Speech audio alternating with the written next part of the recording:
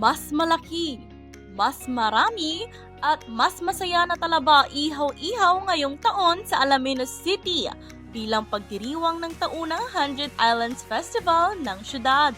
Tampok ang 200 metrong ihawan na may 200 grills na dinagsa ng mga residente at turista. Always present sa ihawan ang hotdog at iba pang putahe.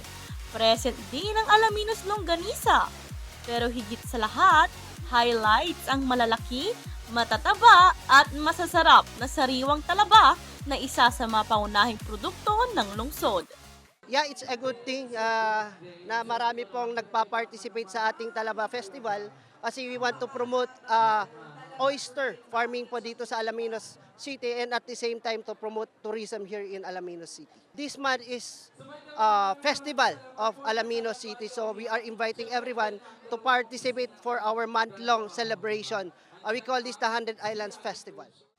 Mas lalong nagbigay saya ang pagdiriwang ngayong taon dahil mas maraming grills at mas pinatindi ang kasiyahan.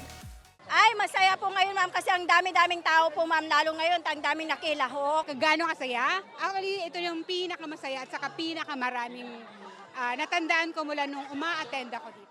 Kasabay ng ihawan at street party, nagkaroon rin ng mga stall sa tabi nito mula sa iba't ibang lokal na kainan sa Alaminos na nagbigay ng oportunidad sa mga negosyanteng ipakita ang kanilang natatanging putahe. Siyempre, ito rin yung isang dahilan, ma'am, para ma-expose po yung aming mga paninda, katulad ng mga pulutan na masasarap. Ang pagdiriwang na ito ay hindi lang nagbigay ng galak at libangan, kundi naging daan upang suportahan at matulungan ng pamahalaan ng lungsod ang kabuhayan ng mga oyster farmers ng Alaminos.